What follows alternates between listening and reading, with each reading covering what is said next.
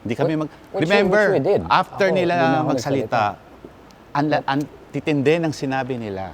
Ang titindi. Narinig nyo ba kami nagsalita? Narinig nyo ba ako ni once nagsalita?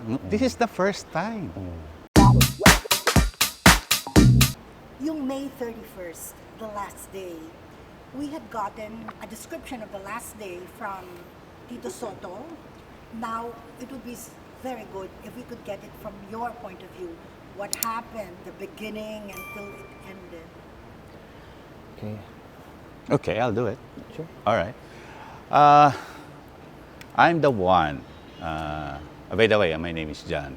I'm the new CEO, president. I'm the one in charge of negotiating with the TVJ and the host. We've been negotiating back and forth about the changes and our entry to the family or to the management of Eat Bulaga.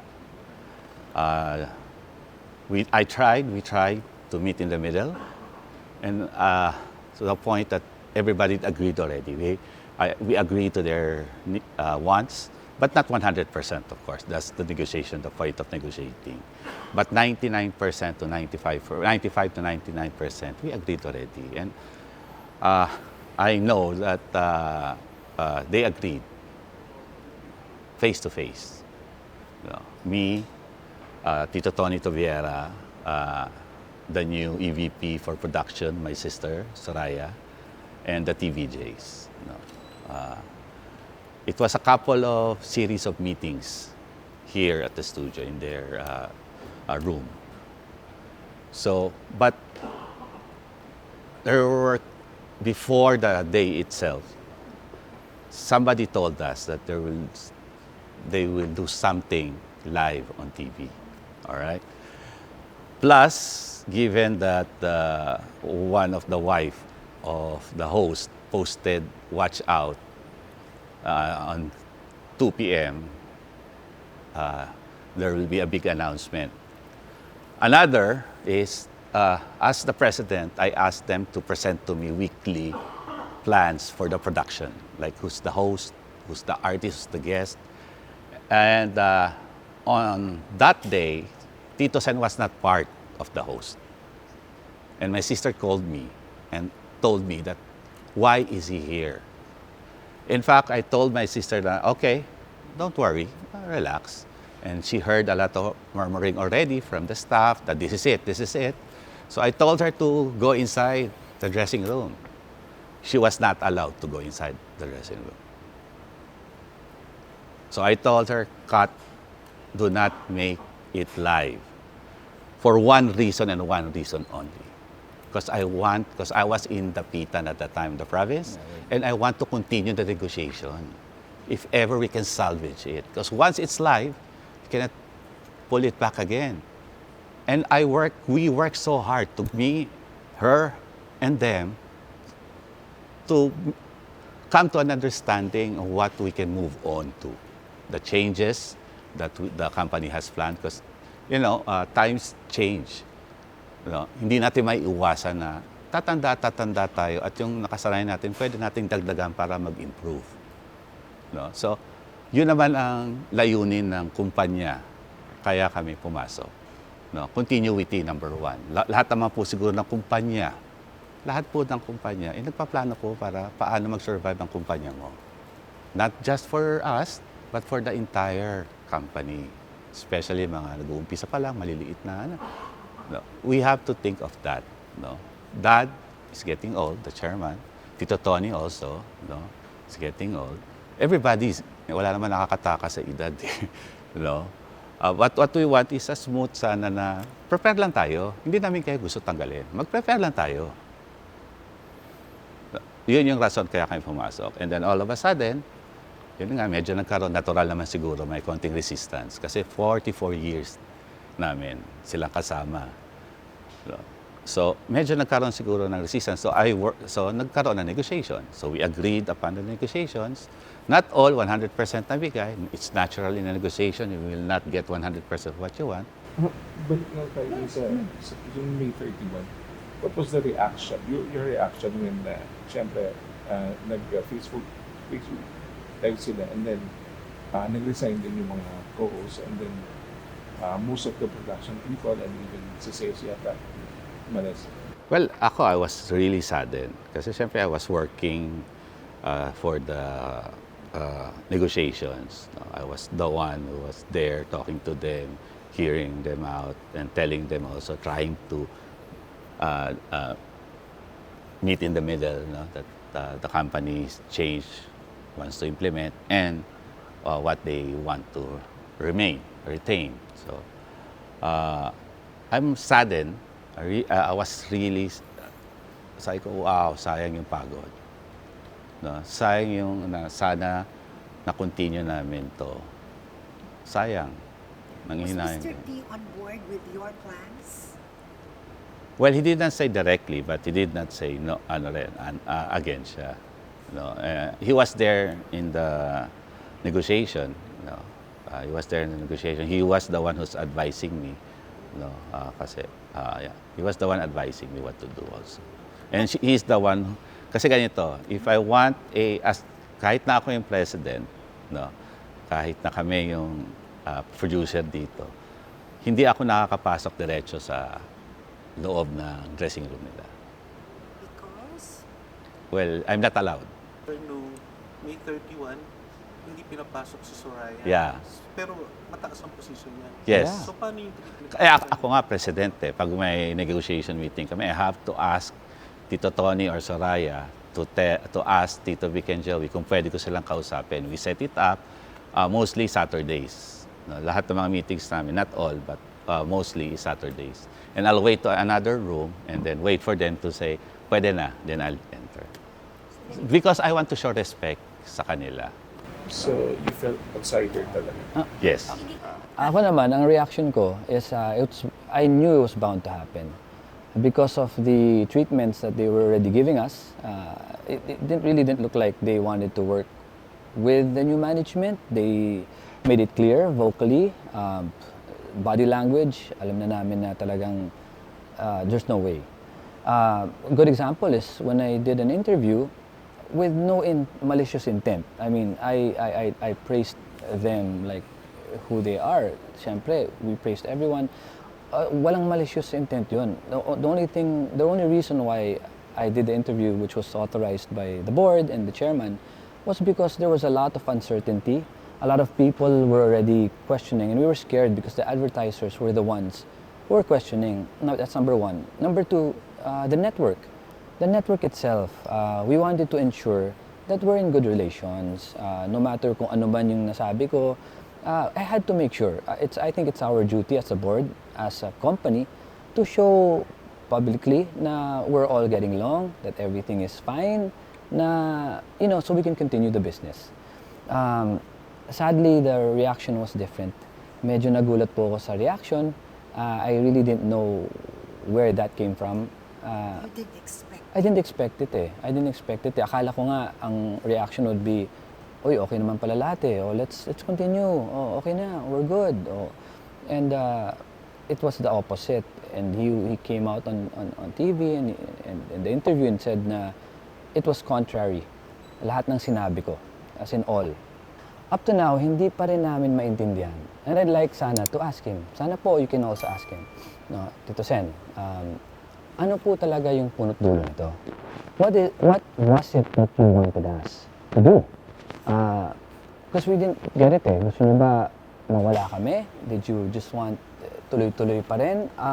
Because after all the interviews, hindi pa rin clear why you guys left. Why iiwanan nyo yung something that you've had for 44 years? For what? Nainsulto ba kayo sa amin? Wala naman kaming nasabi siguro. Meron silang isang nasabi na siguro, this is what I got.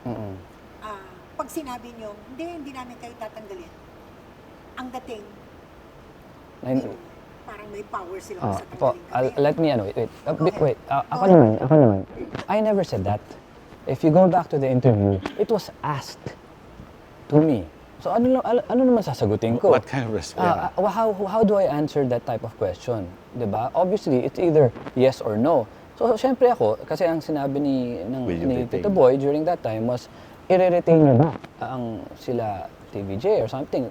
the only answer to that is, yes po. Yes po. So obviously, it's not like I blurted it out and said na, i-retain namin siya. Sino naman ako to say that?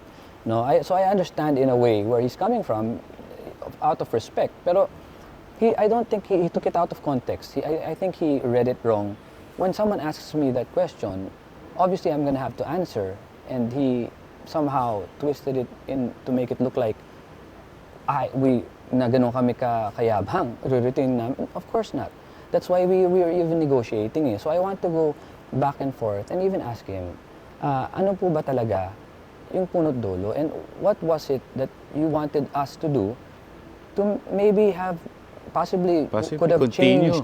changed their mind in leaving. Kasi like I said even a while ago, ang akin, it seemed like it was doomed from the very start. I'm just looking at it from the outside. Yeah. And maybe it's because you represent change. Yes. That's it. Actually, the whole negotiation boils down to this. Change. Security for them to last until 50th year. Sa kanila galing to na, John, umabot tayo ng 50th anniversary. Kami mismo, on air, magre-retire sa Itbulaga. Not showbiz, sabi niya. Wala naman nag-retire. Wala namang retiring age ang showbiz. Ako, totoo po yan. Salamat po. Okay, pareho po tayo. Yun ang goal ko po ngayon as the new president, na at least to reach 50. At least, kasi hindi natin alam ang future natin. In showbiz naman, wala naman tayong kasiguraduhan eh. So you actually spelled it out that you were also interested For the in 50th keeping anniversary. the show going Yeah. with them With them. up to the 50th Yes. year. But, I asked them, boss, pero mag-prepare naman po tayo. Maglagay naman tayo ng mga pagbabago. Ito na yung mga portion na sinasabi namin. Pati isang portion, sinabi nga niya sa ere. Yung kasambahay portion. Diba? Why? Kasi we want to target kasambahay. Who, sa oras natin, ng 12 to 2 and a half, 2:30, sino ba yung nasa Nanonood. bahay at nanonood? And gusto ng board, ni chairman, na bigyan sila ng pagkakataon na hindi ka habang buhay pwede kakataon. Kung may talent ka, ilabas mo, baka sakaling umangat ka, baka sakaling... Just a very honest question. This has nothing to do with any political plans that you may have or anyone in your family may have. Look, Ako, regardless, I think, if you talk about the kasambahay, it's a marginalized sector. In fact, we should be hyping it up even more. These are the sectors na what we call the minority na hindi talaga nabibigyan ng pansin. Representation. Whether or not we plan to push for a party list, is it so wrong to put up a segment solely concentrated on the kasambahay? We're also talking about OFWs. So these segments that we're talking about, following what the president just mentioned, it stopped at 50. You know, you were talking about 50-50. Ang amin naman, paano naman after 50? And 50 is what? A couple years from 6 now. years from now. Why does the show have to stop at 50? Because sinabi niya na, aabot kami ng 50, we'll retire at 50. But the company, paano naman kami? Paano naman yung mga nagtatrabaho? Paano naman yung anak ng mga